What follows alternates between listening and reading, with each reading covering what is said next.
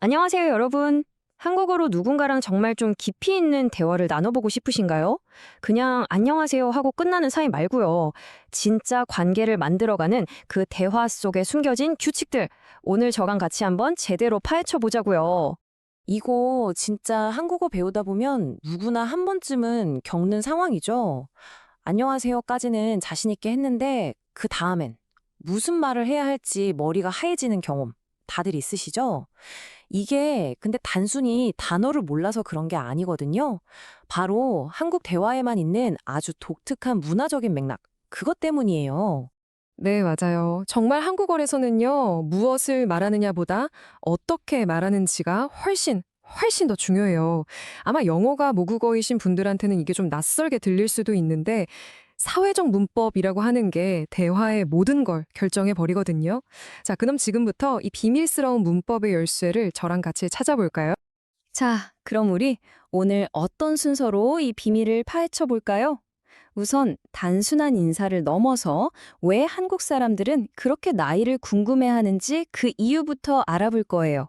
그 다음엔 이름과 호칭에 숨겨진 비밀을 파헤치고 존중을 가득 담아서 동사를 사용하는 법도 배울 거고요. 그리고 이 모든 조각들을 모아서 멋진 문장을 만들어 보고 마지막으로는 이 언어가 어떻게 사람의 마음을 연결하는지까지 차근차근 따라오시면 됩니다. 한국 사람 딱 처음 만나면 거의 뭐 백발백중 나오는 질문이 하나 있죠? 바로 나이가 어떻게 되세요?입니다. 아니, 이게 대체 왜 그렇게 중요할까요? 그 이유는요, 바로 이 질문에 대한 답이 앞으로 우리가 나눌 대화의 모든 문법 구조를 결정하기 때문이에요. 상대방을 어떻게 불러야 할지, 어떤 단어를 써야 할지 알려주는 첫 번째 열쇠나 마찬가지인 거죠. 자, 여기서 바로 그 유명한 높임말이라는 개념이 등장합니다. 높임말은요, 그냥 단순히 예의 바른 말이 아니에요. 나이, 지위, 친한 정도에 따라서 상대방과 나의 사회적 관계를 언어 속에 그대로 반영하는 마치 정교한 GPS 같은 문법 시스템이라고 할 수 있어요. 그리고 진짜 중요한 기본 원칙이 있는데 바로 상대방을 높이는 동시에 나 자신을 낮추는 것. 이 점은 꼭 기억해 두셔야 해요. 그러니까 나이를 묻는 게 그냥 저 사람이 몇 살일까? 이런 단순한 호기심이 절대 아니라는 거죠. 내가 앞으로 써야 할 대명사, 동사 끝부분, 그리고 호칭까지 모든 걸 결정하는 정말 필수적인 과정인 거예요. 역사적으로는 뭐 식민지 시대, 일본의 엄격한 상하 문화가 사회에 영향을 미쳤다는 분석도 있고요. 그래서 한국에서는 나이가 다르면 서로를 친구라고 부르는 경우가 거의 없죠. 그만큼 나이가 관계를 설정하는 가장 중요한 기준이 되는 거예요. 자, 그럼 이 높임말의 원리가 실제로 어떻게 쓰이는지 한번 볼까요? 아주 간단한 예시가 있어요. 나보다 나이가 많거나 지위가 높은 사람과 이야기할 때 우리는 나 대신에 겸손한 표현인 저를 사용해서 스스로를 낮추는 거예요. 우리도 마찬가지로 저희라는 겸양어를 쓰고요. 보세요. 이 작은 단어 하나 바꿨을 뿐인데 상대방에 대한 존중이 그냥 확 느껴지는 거죠. 자, 이제 나이를 파악했죠? 그럼 바로 다음 단계로 넘어갈 수 있어요. 바로 상대방을 어떻게 부를지 결정하는 건데요. 여기서 진짜 재미있는 게 뭐냐면요. 한국어 대화에서는 영어의 유에 해당하는 2인칭 대명사를 정말 거의 안 쓴다는 거예요. 그 대신에 상대방의 이름, 직책 또는 관계에 맞는 호칭을 쓰는데 이게 바로 관계를 중요하게 생각하는 한국어의 특징을 가장 잘 보여주는 부분이라고 할 수 있어요. 당신이라는 단어는 사실 부부 사이거나 아니면 진짜 막 싸울 때 아니면 일상 대화에서는 듣기 힘들어요. 그 대신에 보통은 성민 씨 이렇게 이름에 호칭을 붙이거나 선생님, 부장님 같은 직책을 불러요.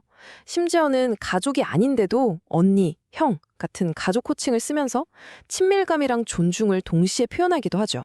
아, 그리고 이 씨랑 님을 구별하는 거 이거 정말 정말 중요합니다. 씨는 보통 나랑 비슷하거나 좀 아랫사람한테 쓰고요. 조심해야 할 건 성에다 바로 붙여서 박씨 이렇게 부르면 굉장히 무례하게 들릴 수 있어요. 반면에 님은 존경의 의미를 담은 가장 높은 단계의 호칭이에요. 직책이나 존경하는 인물에게 쓰죠. 이 둘 중에 뭘 고르느냐에 따라서 대화의 분위기가 그냥 확 달라져 버려요. 좋아요. 이제 호칭까지 마스터했으니까 이번엔 행동, 즉 동사로 넘어가 볼게요. 한국어에서는요, 놀랍게도 동사 그 자체에 존중의 의미를 직접 집어넣을 수가 있어요. 그 마법 같은 도구가 뭐냐? 바로 동사에 붙는 의시입니다. 문장의 주체가 나보다 높여야 할 대상일 때 동사 뒤에 의시를 붙여서 그 사람의 행동 자체를 존중해 주는 거예요. 예를 들어 친구가 가면 친구가 가다 라고 하지만 할머니께서 가시면 할머니께서 가시다 라고 표현하는 것처럼요. 간단하죠? 심지어 어떤 동사들은요, 의시를 붙이는 수준이 아니라 아예 다른 단어로 변신을 해버려요. 완전 트랜스포머처럼요. 먹다가 드시다로, 자다가 주무시다로 바뀌는 걸 보세요.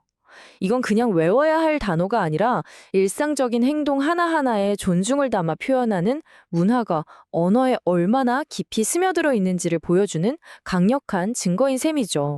와, 좀 복잡하죠? 괜찮아요. 만약에, 나 아직 다른 건 너무 어려워 하시면 딱 이것만 기억하셔도 돼요. 바로 문장 끝을 요나 습니다로 맺는 거예요. 이것만으로도 기본적인 예의와 존중을 표현할 수 있거든요. 보통 공식적인 자리에서는 습니다를 쓰고 일상적인 상황에서는 좀 더 부드러운 아요, 어요를 쓴다고 생각하시면 편해요. 자, 좋습니다.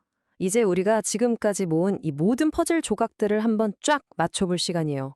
문법적으로도 맞고 사회적으로도 존중이 가득 담긴 그런 문장을 한번 직접 만들어 보자고요.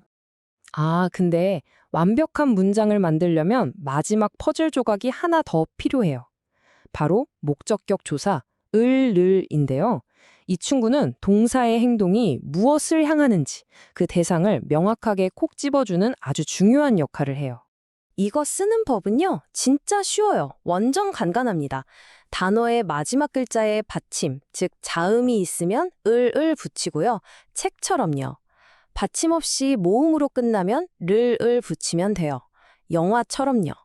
그냥 발음을 편하고 자연스럽게 하려고 만든 규칙이라고 생각하시면 돼요. 자, 드디어 우리가 배운 모든 게 어떻게 하나의 완벽한 문장으로 합쳐지는지 한번 보세요. 저를 사용해서 스스로를 낮췄죠. 영화를 붙여서 내가 보는 게 뭔지 명확하게 했죠. 그리고 문장 끝을 봐요라는 공손한 표현으로 마무리했어요. 어때요? 문법적으로도 맞고 문화적으로도 예의 바른 완벽한 한 문장이 탄생한 거예요.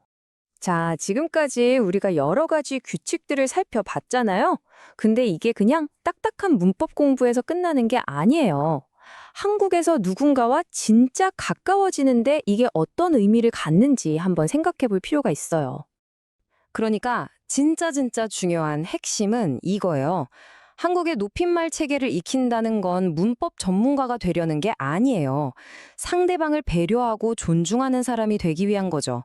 이 언어를 통해서 나는 당신과의 관계를 소중하게 생각합니다. 라는 마음을 보여주는 가장 기본적인 방법이자 신뢰와 유대감을 쌓는 첫걸음인 거예요. 자, 이 모든 걸 배우고 나니 이런 생각이 들지 않으세요?